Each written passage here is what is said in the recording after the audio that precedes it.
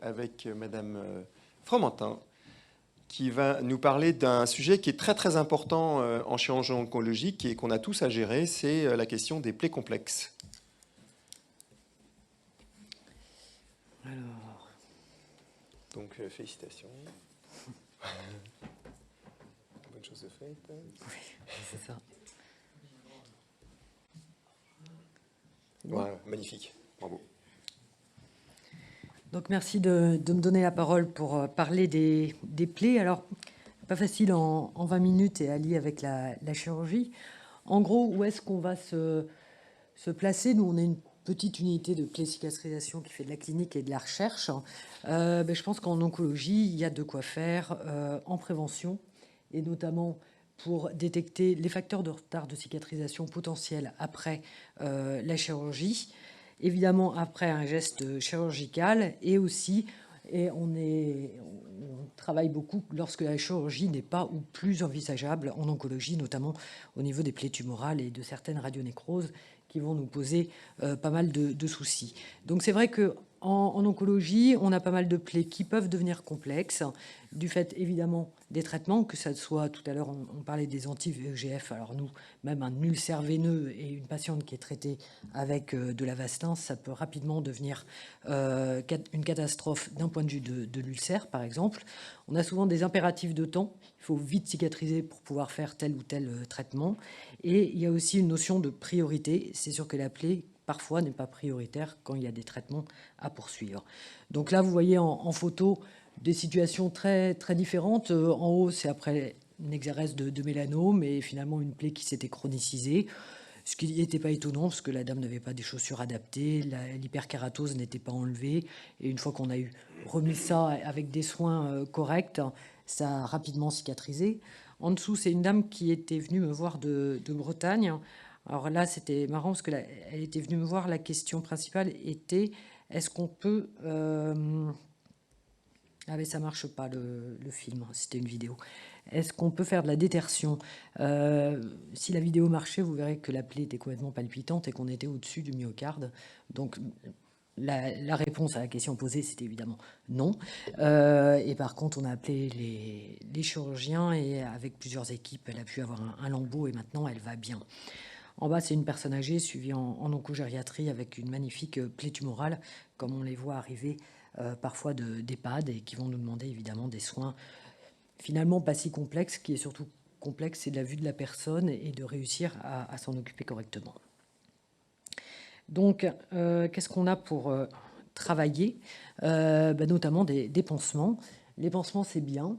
On peut en attendre des choses, et puis il y a des choses qu'on ne peut pas attendre des pansements. Donc, qu'est-ce qu'on en attend? C'est justement de favoriser toutes les phases de la cicatrisation avec différents types de pansements, de la détertion, le bourgeonnement, l'épidermisation, d'agir en complément d'actes de chirurgie. Par exemple, là, je vous ai mis le PICO, vous le verrez tout à l'heure, c'est un pansement qui se met en pression négative et qui va prévenir, par exemple, certaines déhiscences ou désunions de cicatrices chez des terrains fragilisés, notamment par la radiothérapie ou avec des forces de traction importantes.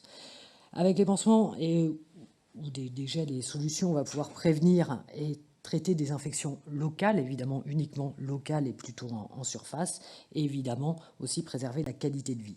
Pour ça, en gros, on a 3 types de pansements. On a tous les pansements qui vont contrôler le milieu humide, parce qu'on sait qu'on cicatrise mieux et plus vite dans un milieu humide contrôlé. On a quelques pansements imprégnés et actifs, et on a aussi toute la gamme maintenant de pansements mécaniques dont fait partie la TPN, où beaucoup parlent encore de vague thérapie, dire qu'il s'agit d'une marque, donc on va plus parler aujourd'hui de TPN. Évidemment, tous ces pansements ont un intérêt quand ils sont associés à une prise en charge globale, avec, si possible, une correction des facteurs de cicatrisation et aussi, bien évidemment, du soin. Et ça se redit, répète à chaque présentation, un travail d'équipe et aussi des connaissances. Et pour l'illustrer, je vous ai mis 2 plaies complètement différentes. À gauche, vous avez une dame qui a nécrosé toutes ses extrémités. Là, il y a eu une main en photo, mais il y avait la même chose sur l'autre main et sur les deux jambes, après un choc septique. Voilà, et là, ça va être une exception à la cicatrisation en milieu humide. Il va falloir au contraire assécher le plus rapidement possible ces nécroses pour délimiter les tissus sains et les tissus nécrosés. Et sur certains doigts, on a eu des amputations spontanées. Pour d'autres, évidemment, on a demandé l'aide d'un chirurgien de la main. Et après la chirurgie, il va falloir reprendre la main pour finir cette cicatrisation en ayant un but de préserver une longueur de doigts amputés la plus longue possible et de faire que des pansements séparés pour éviter que ça cicatrise en moufle.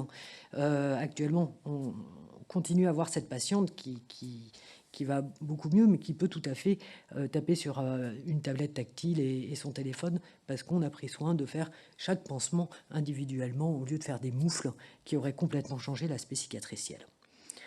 De l'autre côté, vous voyez une dame qui n'arrivait évidemment pas à l'Institut Curie pour un ulcère veineux, mais pour un cancer du sein. Mais on m'a appelé parce que le pansement sur la jambe bougeait. C'est normal, c'était l'été. Et l'été, il fait chaud. Et quand il fait chaud sur les plaies chroniques, on a toujours des asticots. C'est pour nous le signe que la canicule est là. Donc, très bien. On a ouvert, vous voyez qu'elle a un pansement, théoriquement, un pansement moderne, théoriquement indiqué sur cette plaie, sauf que n'a pas été pris en charge ce qui était à côté, à savoir l'insuffisance veineuse, les bandes de contention et tout simplement aussi laver la dame, hydrater la jambe, bref, le soin. D'où l'aggravation de cette situation.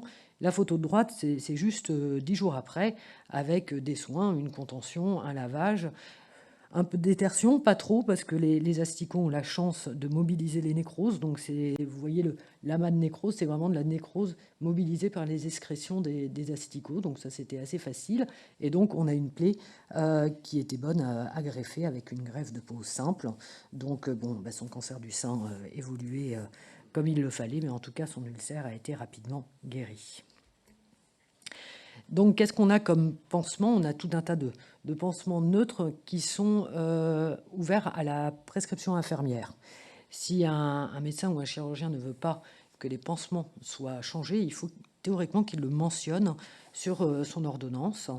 Donc, en gros, on va avoir des pansements très humides, des gels ou des irrigo-absorbants avec un taux d'humidité supérieur à 60%. Et ils vont créer une hyperhumidité sur la plaie pour avoir un effet, ce qu'on appelle de détertion autolytique, c'est-à-dire de liser un peu plus vite la nécrose qui pourrait être en place. On a tous les super absorbants et mousses très absorbantes, hydrocellulaires, de tout type, donc là qui vont plus avoir pour but de drainer, absorber. On va avoir d'autres pansements primaires drainants absorbants plus ou moins hémostatiques qui sont les alginates. Le plus connu chez les chirurgiens, c'est l'algostérile et les fibres d'hydrocolloïdes. Là, vous en voyez un, c'est l'Aquacel, donc un produit qui se gélifie complètement. On va avoir les tules et les interfaces. C'est là où se situe le fameux tulle gras encore très utilisé. Alors depuis, il y a des pansements qui ont quand même un peu évolué, notamment les interfaces qui permettent d'avoir des mêmes fonctions, mais d'être moins traumatiques et de pouvoir rester plusieurs jours en place et sans sécher. Donc on n'est plus la peine de mettre la fameuse gélodnette avec la vaseline, avec je sais pas quoi, pour pas que ça sèche s'il fait chaud. On a des pansements imprégnés d'hydrocolloïdes ou avec de la silicone qui évite l'assèchement et avec un maillage qui évite les traumatismes au retrait. On a des pansements absorbants d'odeur, comme le charbon, on en reparlera, des compresses absorbantes basiques en cellulose, et aussi les hydrocolloïdes qui vont, là encore, par un principe de gélification, aider à la cicatrisation un peu à toutes les phases. Donc ça, c'est en gros ce qu'on a. Mais ce qui est intéressant, c'est qu'une bonne connaissance de ces produits et de la physiopathologie peut permettre beaucoup de choses, notamment d'adapter et de jouer un peu avec ces produits pour en faire autre chose et s'adapter au mieux aux patients. Et là, vous voyez par exemple ce gel. Alors là, c'est pas pour faire de la pub pour cette marque, hein, c'est qu'on a besoin pour cette technique d'avoir un gel extrêmement compact et c'est l'Intracid Gel qui est le plus compact. Donc c'est un gel d'eau et on va pouvoir mettre dedans de la morphine, de l'adrénaline si ça saigne ou de lidocaïne, de manière à faire un gel actif sur la plaie pour que ça reste en contact et que ça ait un effet Évidemment, il ne faut pas mettre un pansement absorbant dessus, et on peut même mettre un pansement gras, pour le coup, un fameux tulle gras ou une gélonnette, par interaction hydrophobe avec le gel. Ça va obliger le gel à se gonfler au maximum de ses possibilités, à relarguer plus lentement les actifs. Donc c'est un exemple de pratique, et il y en a plein d'autres. Il y a des publications liées à ces pratiques, mais sitôt qu'on maîtrise bien les produits, on peut en faire finalement pas mal de choses.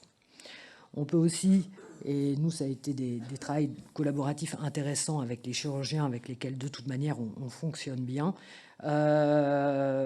d'essayer de modifier des séquences de soins. Vous voyez par exemple en haut c'est un traitement de radionécrose par épipoplastie puis greffe de peau. Avant, il y avait plusieurs temps opératoires. C'est vrai que maintenant, avec la TPN, tout est fait en un temps opératoire. Donc, le chirurgien va faire l'exérèse, va monter son embout d'épiplomb et nous appelle au moment de la greffe de peau. Nous, on va au-dessus fixer la TPN, et ça a raccourci les temps d'hospitalisation et permis une intervention à un temps, ce qui est important puisque la plupart de ces patientes sont des patientes âgées, donc pour lesquelles il y a un véritable bénéfice de raccourcir et le temps d'hospitalisation et de faire une intervention en un temps. Idem pour fixer certaines greffes de peau en complément ou non de derme artificielle, et encore davantage quand on est un peu pressé par le temps. Vous voyez l'utilisation de ces dispositifs légers de TPN, donc ces pansements TPN, qu'on ne peut pas comparer au système de TPN puisqu'ils n'ont pas de réservoir et généralement ils tiennent moins bien les dépressions. Et puis on peut aussi se dire ça ne va pas, et finalement se dire les pansements rendent un service, mais pas le service que j'espère complètement, et développer des projets de recherche translationnelle, voire de recherche et développement. Alors là, nous, c'est notre savoir-faire. Je vous ai cité un exemple, celui de l'odeur. Voilà, pour lequel pour l'instant on n'a que le pansement au charbon qui est indiqué. Beaucoup de soignants se plaignaient que ça ne suffisait pas, d'où des prescriptions d'antibiotiques ou l'aromathérapie ou que sais-je, tout un tas de techniques. J'ai étudié les bactéries présentes dans la nécrose des plaies tumorales, mais aussi des nécroses de plaies chirurgicales ou chroniques. Et finalement, quand est-ce que ça sent mauvais? Quand au milieu de cette flore mixte, avec des bactéries aérobie et anaérobie, il y a présence généralement d'une bactérie anaérobie. Et ça va faire que certains composés volatiles sont relâchés, notamment des sulfures avec du DMDS et DMTS, associés ou non à du phénol. Et tout ça va faire une odeur spécialement désagréable. Pourquoi cette odeur est désagréable? Parce que l'odeur, c'est pas seulement de la chimie, parce qu'évidemment on a analysé tout ça en chromatographie en phase gazeuse, c'est aussi une perception. Et qu'est-ce qui dans la vie sécrète aussi des sulfures identiques, du DMDS et du DMTS? C'est par exemple les cadavres en voie de décomposition. Donc même à très faible intensité, quand vous sentez l'odeur de ces nécroses, ça va vous suggérer l'idée de mort, et donc plutôt une impression de révulsion, enfin même complètement. Puisque dans l'odeur, on est tout le temps dans cette fonction d'attirance-révulsion, c'est le principe même du parfum, par exemple. Donc, qu'est-ce que ça nous a montré? Ça nous a montré qu'on n'avait pas seulement un problème d'intensité d'odeur, ça sent très fort, mais aussi un problème de qualité de l'odeur, et qu'il fallait jouer à des solutions qui agissent pour modifier ce bouquet d'odeur, et que même à faible intensité, il soit supportable. Donc, je vous passe les détails, parce que c'était évidemment un de nos projets qui était relativement long. On a essayé tout un tas de solutions, en essayant de trouver évidemment ayant des critères de faire à la fin un produit pas trop cher, interculturel, qui n'utilise pas ni antibiotiques ni antiseptiques. Et on a associé à tous des essais qu'on a fait sur des nécroses, de la perception sensorielle et de la chimie analytique. Et finalement, on a développé un nouveau pansement à base de cannelle qui est breveté, qui va sortir en 2020 sur le marché, le temps d'avoir son marquage CE. C'est aussi toute cette recherche en soins qui peut être faite à partir de ses connaissances en plaie cicatrisation et en traitement de plaies. Un petit mot aussi sur les antimicrobiens, parce que quand on parle de plaies compliquées en oncologie, on a souvent des soucis avec ces antimicrobiens, avec des applications souvent excessives, notamment toujours de bétadine. Vous savez que tous les produits, et pas seulement la bétadine, au bout de 15 jours, 3 semaines, commencent à être cytotoxiques. Donc on est vraiment normalement sur des applications séquentielles d'antimicrobiens. On sait que sur des plaies, même chirurgicales, mais notamment quand il y a du matériel et que ça va se compliquer, se chroniciser, on peut avoir la présence de biofilms, qui est une notion qui n'est pas bien maîtrisée sur les plaies, qui va complexifier encore la situation. Et puis, il y a tout un tas de fantasmes, et notamment, il n'y a pas une semaine qui se passe sans qu'on ait des patients qui arrivent avec du miel. Et beaucoup arrivent des services de chirurgie. Donc ça pose d'autres problèmes. Non pas que le miel ne marche pas, c'est un antimicrobien en effet, mais ça marche dans certaines conditions avec certains miels ils ne sont pas remboursés en France, et que les miels alimentaires évidemment ne conviennent pas, puisqu'ils peuvent être eux-mêmes porteurs de certaines bactéries, notamment le botulisme. Il y a tout un tas de produits qui peuvent être utilisés pour être des antimicrobiens, et bien utilisés sur les bonnes indications, on retombe toujours sur la même chose, ça sert. Donc on a tout un tas de solutions et crèmes à large spectre. On a tous des produits à l'argent, même si beaucoup ont été remboursés, et au PHMB. On a les fameux antibiofilms peu utilisés car non remboursés. On peut maintenant utiliser l'ATPN avec des instillations, qui va être très efficace en chirurgie pour laver la plaie de façon automatique, toutes les quarts d'heure si vous voulez, mais plus classiquement tous les 3 ou 4 heures. Alors là, il n'y a que la marque VAC, et ça va être le VAC Ulta.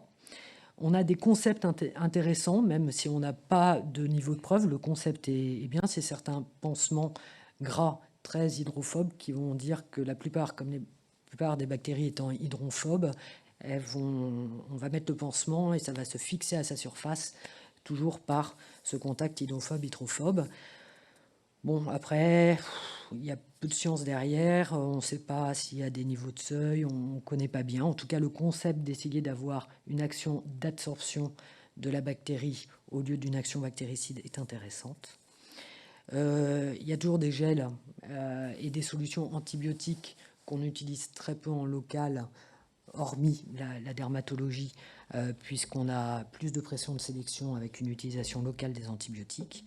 On a ce fameux miel, et on a les asticots, qui maintenant peuvent être commandés et arrivent dans des sachets. Voilà, c'est des sachets tout plats, et puis après ils sont plus plats du tout quand vous les reprenez sur votre plaie. Ça va être utilisé en deuxième intention pour des nécroses vraiment difficiles. Et là encore, beaucoup de fantasmes, puisque l'asticot ne va pas manger la nécrose, mais c'est son excrétion qui va liser la nécrose et surtout être un excellent antimicrobien et antibiofilm. Donc là, je vous ai mis en haut une photo de biofilm pris par microscope confocal, pour montrer, ça change du schéma où on voit toujours ce petit champignon sessile. Finalement, c'est vraiment l'image qu'on a sur un biofilm mature qui a été prélevé sur une plaie post-chirurgicale qui s'était chronicisée à l'Institut Curie. Après, ça a cette couleur, évidemment, à cause des solutions de fluorescence qui avaient été adaptées. Donc, un petit mot sur ce biofilm. Le biofilm, c'est un phénomène de surface qu'on va voir sur toutes les surfaces humides. Donc, on connaît bien le biofilm aussi dans tout le monde aquatique, dans les canalisations d'eau, dans les piscines, c'est un gros problème. Sur évidemment les cathéters, les prothèses et les plaies qui sont une surface humide aussi.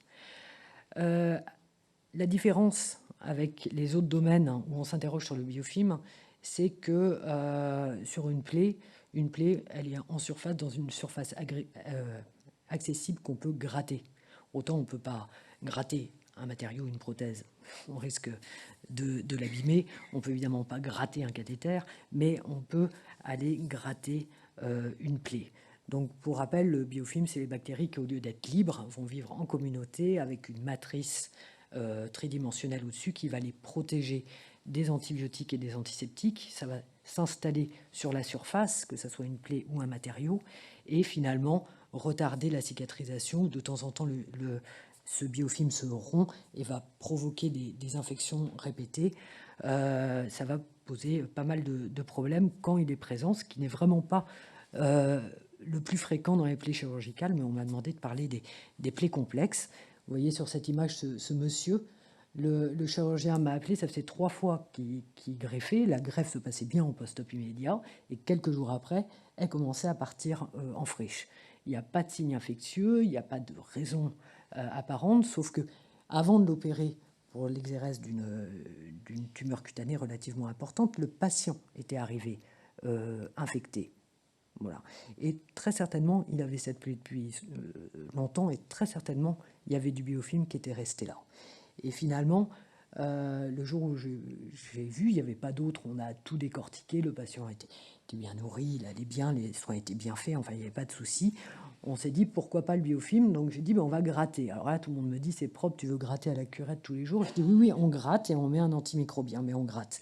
Et la photo d'après a été prise 8 jours après, où on voit la cicatrisation s'opérer, et ça s'est très très bien passé. Donc on était vraiment dans une situation avec un biofilm qui empêchait la cicatrisation. Si on a gratté, on a perturbé la matrice, même si vous n'avez pas de produit antibiofilm, et vous allez pouvoir mettre un antimicrobien et refaire les soins chaque jour, puisqu'un biofilm se reforme extrêmement rapidement. Voilà, en perspective et conclusion, pour ne pas être trop longue, je pense que l'avenir dans le traitement des plaies, outre travailler ensemble et se former, ça j'en parlerai en conclusion, c'est aussi imaginer des nouvelles solutions, notamment en oncologie, où on a des problèmes récurrents. Et moi, c'est vrai qu'un de mes rêves depuis longtemps, c'est d'avoir un pansement oxygéné pour toutes les plaies qu'on a du mal à faire cicatriser, notamment après radiothérapie. Là, en ce moment, on est en train de travailler à des nouvelles solutions, et notamment, je ne sais pas si vous avez entendu parler de Hémodelife ou Hemling. Il y a des PHRC en cours pour le transport d'organes dans ces solutions oxygénées grâce à de l'hémoglobine de verre marin, de la rénicole. C'est le verre que vous avez sur les plages qui fait des petits zibouis.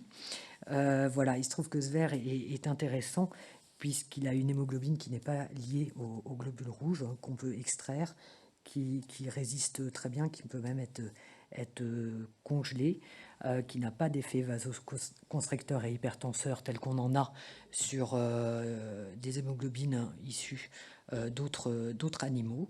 Et donc on pourrait s'en servir très certainement pour faire des pansements oxygénés, c'est-à-dire imprégner de ces solutions des pansements, et ces pansements capteraient l'oxygène de l'air ambiant pour la concentrer sur la surface de la plaie. Alors peut-être que ça ne marchera pas du tout. On a envie en tout cas d'essayer de voir si ça marche, et dans d'autres domaines, ça semble plutôt bien marcher. Ça pourrait peut-être aussi marcher sur l'infection. Et voilà, et ça on est en train de préparer une première étude pilote pour essayer ça. Et à mon avis, c'est par des solutions comme ça qu'on améliorera maintenant le soin de plaie sur les plaies complexes en oncologie. En conclusion, je vais redire ce que tout le monde dit à chaque fois, qu'il faut renforcer les liens et la fluidité entre les compétences des professionnels. Nous, on est là au service, souvent je dis au service des services, puisqu'on est une unité transversale, donc au service des oncologues, des chirurgiens, de nos collègues qui nous appellent sur des situations compliquées. Et c'est quand même très agréable quand on peut bien travailler ensemble. La cicatrisation, c'est un côté positif parce que tout le monde le comprend, tout le monde s'est blessé, tout le monde a eu une plaie, et finalement, en plus, quand tout va bien, ça se passe toujours bien, puisque physiologiquement, on cicatrise. Sa face un peu moins bonne, c'est que tout le monde a ses expériences personnelles et ses propres références dans le traitement des plaies. Et quelquefois, ça aussi, c'est compliqué à gérer. Vous ne pouvez pas vous imaginer le nombre d'expérience personnelle avec lequel on voit arriver les patients. Je pense que j'ai fait tout le frigo hein, des tomates, patates, miel et j'en passe. Donc voilà. Et il y a toujours quelqu'un qui nous dit mais ça a marché. Oui, parce que quoi qu'on fasse, si on est en bonne santé, en effet, on cicatrise. Pour autant, et c'est le cas en oncologie, quelquefois tout ça devient vraiment complexe. Le processus, il est perturbé, et là, quand même, il y a beaucoup de choses qui se passent, et vraiment une succession d'enchaînements cellulaires, microbiologiques et autres. Là, j'ai parlé du biofilm, ont été évoqués les anti-VEGF, mais il y a évidemment beaucoup d'autres choses qui nécessitent vraiment de discuter ensemble et de croiser nos connaissances, un savoir-faire, une interdisciplinarité. Et puis aussi, quand on voit rapidement que des nouveaux traitements nous compliquent certaines plaies, et bien, alerter vite par des publications et des communications, ceux qui peut-être ont moins de compétences réunies et ne peuvent pas donner ces alertes. J'ai évidemment mis le Tulgras Lumière pour conclure, parce que c'est notre plus vieux pansement. Vous savez qu'il a été développé par quelqu'un qui n'est ni médecin ni soignant, puisque ça a été conçu par Auguste Lumière, le cinéaste qui était passionné par la cicatrisation et qui a breveté, il y a maintenant plus de 100 ans, le Tulgras Lumière. Donc on lui doit une révolution dans les pansements et le traitement des plaies. Pour autant, et j'insiste, on a maintenant beaucoup d'autres pansements très très bons, autres que le Tulgras. Je ne sais pas si je serai entendu. S'il y a un message, notamment c'est celui-ci. Merci de votre attention.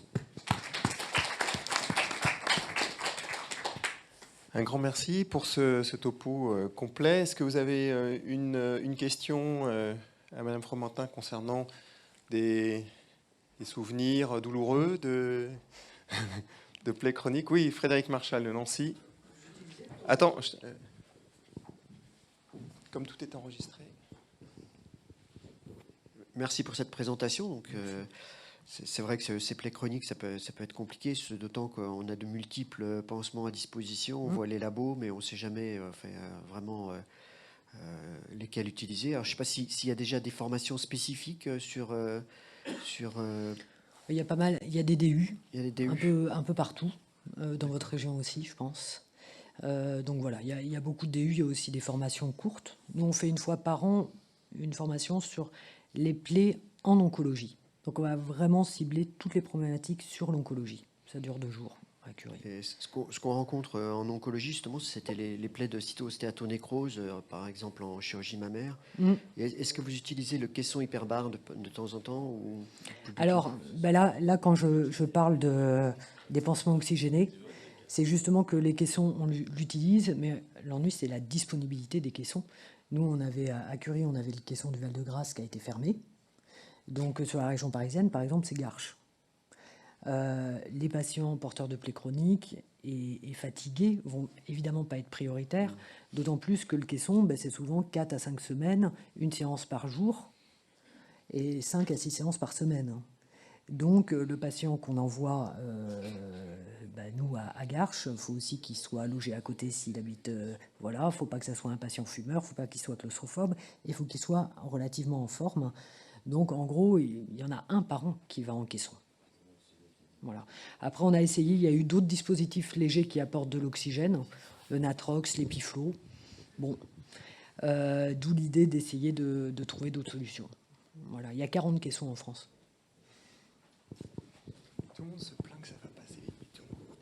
Est-ce que vous avez eu des plaies qui ne cicatrisaient pas? Je pense en particulier aux amputations abdominopérinéales de rattrapage après échec de radiothérapie. Bien sûr.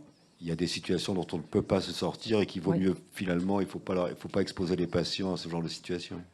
Il y a des situations, en effet, où on se retrouve avec des plaies qui ne cicatrisent jamais. On va, tant que possible, éduquer le patient, simplifier les soins au maximum pour que le patient puisse le faire lui-même si c'est possible, ce qui n'est pas toujours facile pour les AAP. Donc on fait vraiment à la carte. Mais on a des plaies qui ne cicatrisent jamais.